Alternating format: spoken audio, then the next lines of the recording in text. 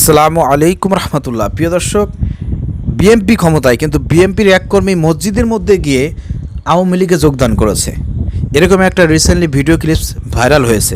চলেন প্রথমে আমরা ভিডিও ক্লিপসটি দেখে আসি। আমি আজকে শুক্রবার জীবনে আদায় করে বলতেছি যে মসজিদে দাঁড়ায়। আমি আগে 17 যখন বুঝবেন হয়েছিল তখন আমি বিএনপিকে ভালোবাসতাম।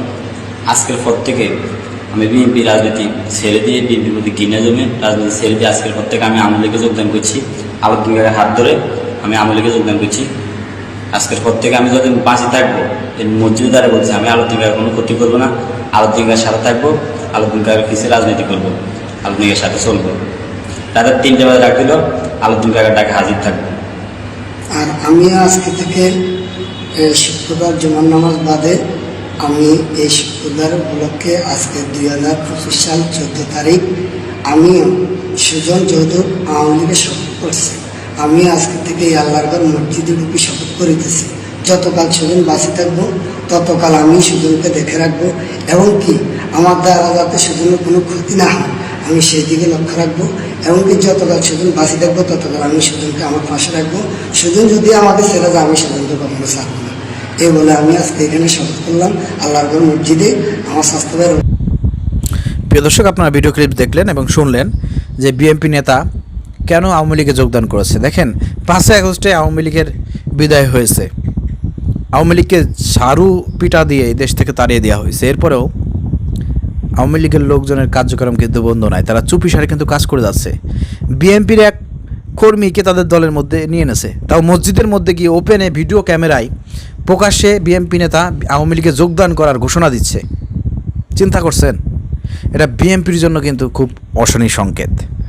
এটা ঘটেছে কবে প্রিয় দর্শক? রিসেন্টলি এই ভিডিওটা ভাইরাল হলেও এই ঘটনা কিন্তু 14 তারিখ 11 মাস 2025, মানে 25 সালের 11 মাসে হয়েছে, নভেম্বরের 14 তারিখে হয়েছে, মানে নির্বাচনের আগে।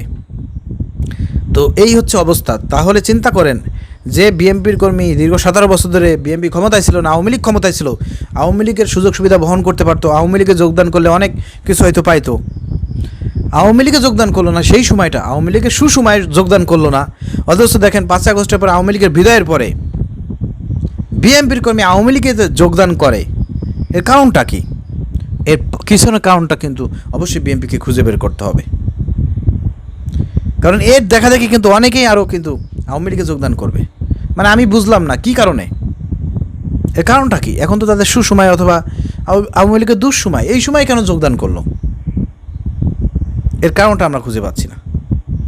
হ্যাঁ, বিএনপি কর্মী যদি জামাত ইসলামীতে যোগদান করতো তার পিছনে একটা কারণ থাকতো। কারণ বিএনপি একটা সাধারণ রাজনৈতিক দল, ইসলামিক কোনো দল না, ইসলাম প্রতিষ্ঠাও করবে না।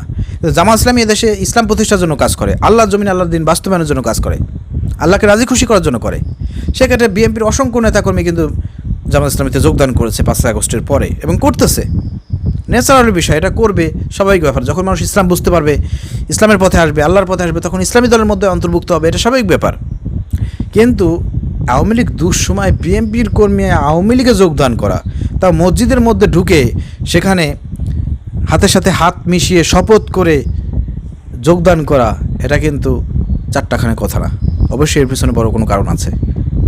আমার মনে হয় যে 5 আগস্টের পর যেভাবে বিএনপি চাঁদাবাজি থেকে শুরু করে যে অপকর্মগুলো করেছে, দলীয় অন্তকন্দল, মারামারি, নিজেদের মধ্যে মারামারি করে কত লোক নিহত হয়েছে, এই যে এই সব অপকর্ম দেখে আমার মনে হয় লাস্টে সে আর যাওয়ার জায়গা পায় নাই। যদিও আমরা কারণটা জানি না, কিন্তু আমার কাছে এটাই মনে হচ্ছে। নাহলে সে বিএনপির মতন একটা দল দীর্ঘ 17 বছর ক্ষমতায় নাই, তখনও বিএনপি করছে, ত্যাগী নেতা বলা চলে। সে এখন আওয়ামী লীগ পালন করেছে, দেশে তাদের কোনো রাজনৈতিক অস্তিত্ব নাই, নিষিদ্ধ, সেই সংগঠন কেন তিনি যোগদান করবেন? তিনি তো জানেন যে এখানে বিপদ আছে। তার মানে বিএনপি থেকে সে হয়তো অনেক কষ্ট পেয়েছে, মুখ ফিরিয়ে নিয়েছে। আর বিএনপিকে বাঁচিয়ে রাখতে গেলে বিএনপির এইসব পরিবর্তন দরকার। নেতাকর্মী যে বিএনপি থেকে আওয়ামী লীগে যোগদান করতেছে, এটা অবশ্যই বিএনপির জন্য অশনি সংকেত, এবং বিএনপিকে আইডেন্টিফাই করতে হবে কেন এই কাজগুলো হচ্ছে। যে মানে সুসময়ে তারা বিএনপিতে থাকতেছে না, আওয়ামী লীগে যোগদান করতেছে, এটা কিন্তু খুঁজে বের করতে হবে, এটা সমস্যার সমাধান করতে হবে।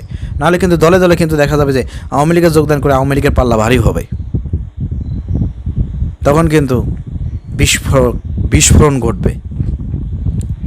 তো যাই হোক প্রিয় দর্শক, আসলে কেন এই লোকটি বিএনপি থেকে আওয়ামী লীগে যোগদান করলো, এর আশেপাশে যারা আছেন আপনারা যদি এই বিষয়ে কোনো জানেন, কেউ যদি এই ভিডিও দেখে থাকেন, অবশ্যই আমাকে কমেন্ট করে জানাবেন এবং ভিডিওটা প্রচুর পরিমাণ শেয়ার করেন, যাতে এর আশেপাশে যারা আছে, এলাকার লোকজন যারা আছে, আসলে কেন সে বিএনপির এই সুসময়ে বিএনপি ছেড়ে সে আওয়ামী লীগে যোগদান করলো, এ বিষয়ে যদি আপনাদের কাছে কোনো তথ্য থাকে আপনারা কমেন্ট করে জানাবেন। এই জন্য আপনারা বেশি বেশি করে ভিডিওটা শেয়ার করে সবার কাছে ছড়িয়ে দেন।